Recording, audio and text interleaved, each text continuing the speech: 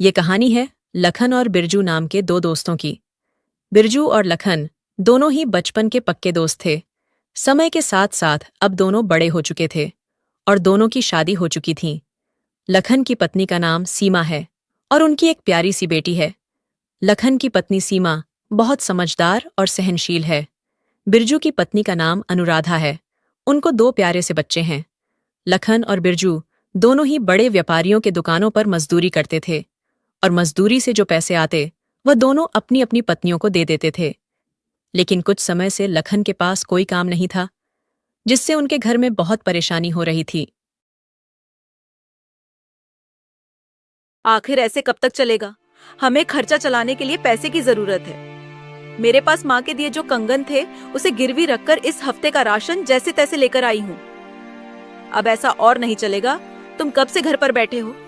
कोई काम क्यों नहीं ढूंढते? मैं कोशिश तो कर रहा हूं, लेकिन अब भी कुछ काम मिल नहीं रहा है। तुम जानती हो कि बाहर कितनी मुश्किलें हैं। मैं समझती हूँ, लेकिन तुम और भी कोशिश कर सकते हो। हमारे बच्चों की पढ़ाई और घर का खर्च सब कैसे चलेगा? बिरजू को देखो, वो भी तो रोज काम पर जाता है और तुम्हें देखो, रोज यूं ही खाली हाथ लौट आते हो। तुम जाकर बिरजू से ही बात करके देखो, क्या पता वही तुम्हें कहीं काम दिलवा दे। तुम ठीक कहती हो सीमा। मुझे एक बार बिरजू से इस बारे में बात करके देखना चाहिए। तुम फिक्र मत करो, मैं सब ठीक कर दूंगा। तुम बस मुझे कुछ समय दो।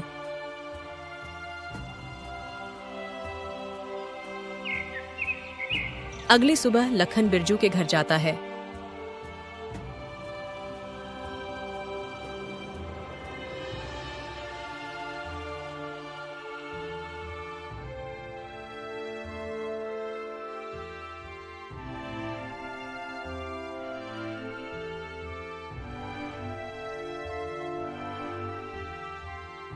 घर पर कोई है क्या? बिरजू भाई, ओ बिरजू भाई, बाहर आओ। जी लखन भैया, कहिए कैसे आना हुआ? भाभी जी, जरा बिरजू को बुला दीजिए। वो अभी घर पर नहीं है, शायद सुरेंद्र चाचा के खेतों पर होंगे। अगर जरूरी काम है तो आप खेतों पर जाकर मिल लीजिए। लखन खेतों की ओर निकल पड़ता है।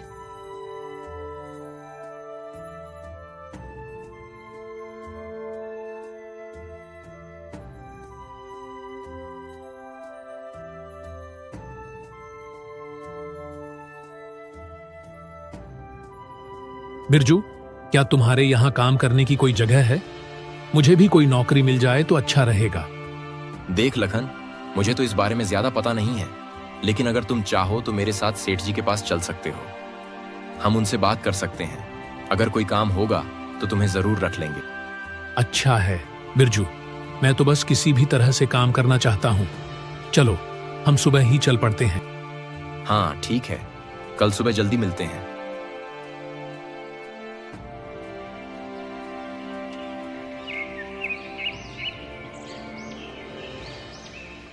अगले दिन सुबह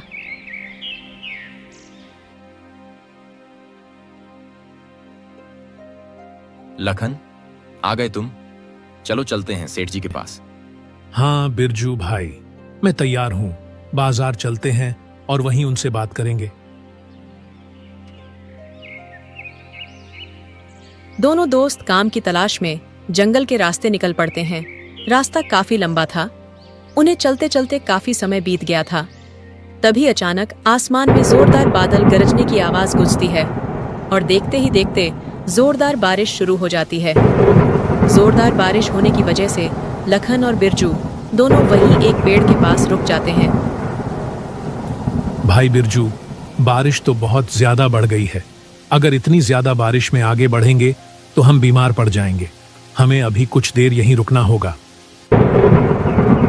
तभी लखन की नजर एक झोपड़ी पर जाती है और वह बिरजू को इशारे करते हुए कहता है, बिरजू भाई, वह देखो, एक वहां एक कुटिया है। चलो वहां किसी से मदद मांगते हैं। क्या पता वह थोड़ी देर अपनी कुटिया में हमें रुकने दे, जब तक कि यह बारिश नहीं थम जाती। दोनों दोस्त उस कुटिया के पास पहुंचते हैं। कोई है क्या? हमें थोड़ी सी मदद चाहिए थी।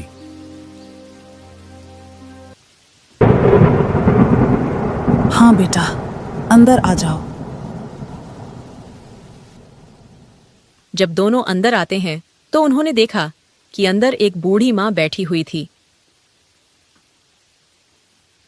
अम्मा, हमें थोड़ी मदद की तलाश थी। हम बाजार के लिए निकले थे और अचानक से जोरदार बारिश शुरू हो गई और हम इसी जंगल में फंस गए। थोड़ी आश्रय की जरूरत थी जब तक कि बारिश बंद नहीं हो जाती। अगर आप बुरा ना मानो तो कुछ देर हम आपकी झोपड़ी में गुजार सकते हैं। बस बारिश रुकने के बाद हम यहाँ से चले जाएंगे। हाँ क्यों नहीं बेटा, बैठो। तुम जितनी देर चाहे यहाँ रुक सकते हो। दोनों वहां चुपचाप बैठ जाते हैं। बूढ़ी माँ चूल्हे पर खाना बना रही थी। खाने की बहुत सुगंधित खुशबू आ रही थी। खाने की खुशबू दोनों का ध्यान बार बार चूल्हे की तरफ ले जा रही थी, पर वह यह सोचकर अपने मन को मार लेते कि बूढ़ी अम्मा ने थोड़ा सा ही पकाया होगा। अम्मा उन दोनों की मन की बातें अच्छे से पढ़ लेती हैं। आ जाओ बेटा, खाना खा लो, खाना पक गया है।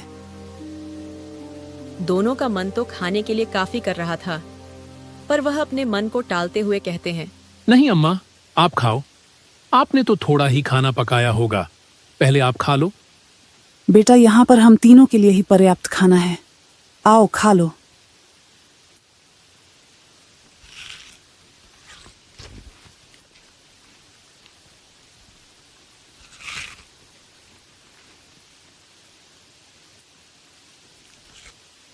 अम्मा, यह खाना तो बहुत ही स्वादिष्ट है।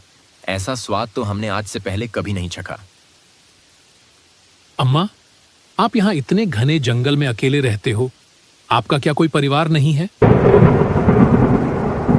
बेटा, मेरा भी एक जमाने में भरा फूला परिवार था। हम एक छोटे से गांव में रहते थे।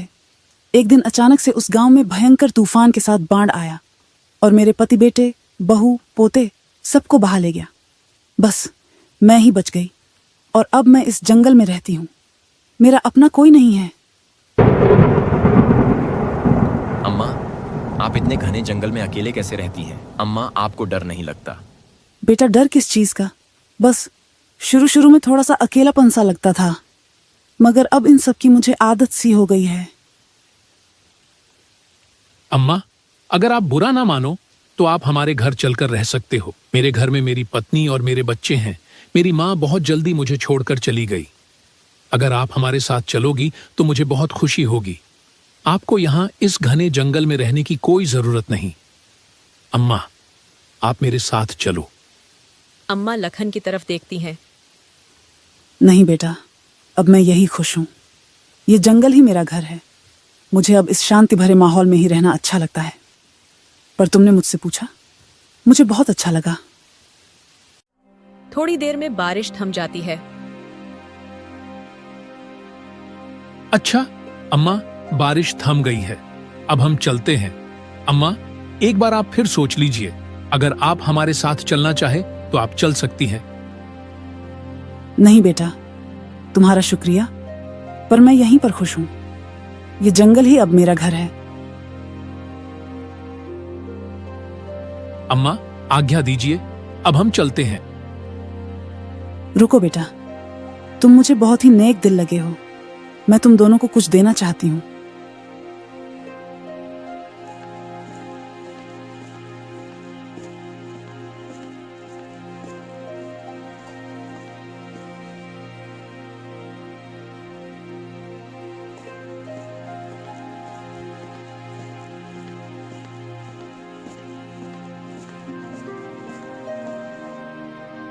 बूढ़ी अम्मा एक संदूक उठाती है और वह संदूक लखन और बिरजू को थमाते हुए कहती है, बेटा, यह मेरे जीवन की जमा पूंजी है जो मैं तुम्हें दे रही हूँ।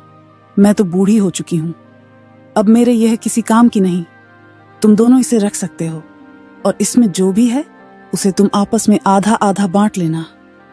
अम्मा, इसमें क्या है? तुम ही खोलकर देख लो, इसमें क्या है। जब वह संदूक को खोलते हैं तो उसमें बहुत सारे सोने के सिक्के होते हैं, जिसको देखकर वह दोनों की आंखें खुली की खुली रह जाती हैं। इतने सारे सोने के सिक्के?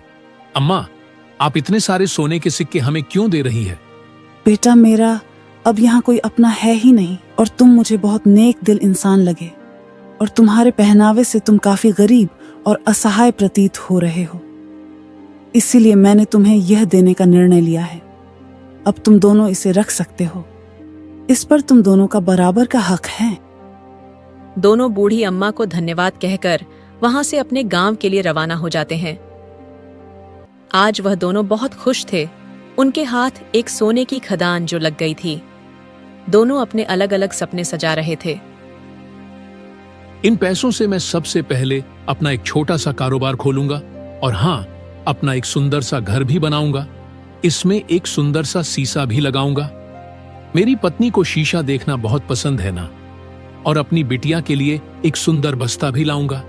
वह काफी दिन से मुझसे बस्ते की मांग कर रही थी और उसका एक अच्छे स्कूल में दाखिला करवाऊंगा। इतने सारे सोने के सिक्के, इससे तो मेरी किस्मत ही बदल जाएगी। मैं तो गांव का सबसे अमीर आदमी बन जाऊंगा। सबसे पहले मैं अपने लिए सुंदर सा घर बनवाऊंगा और उसमें नौकर चाकर होंगे जो मेरे आगे पीछे घूमेंगे। इतने सारे सोने के सिक्के से तो मैं आराम से पूरी जिंदगी बैठकर खा सकता हूं। मुझे तो कोई काम करने की जरूरत भी नहीं होगी। बिरजू यह सब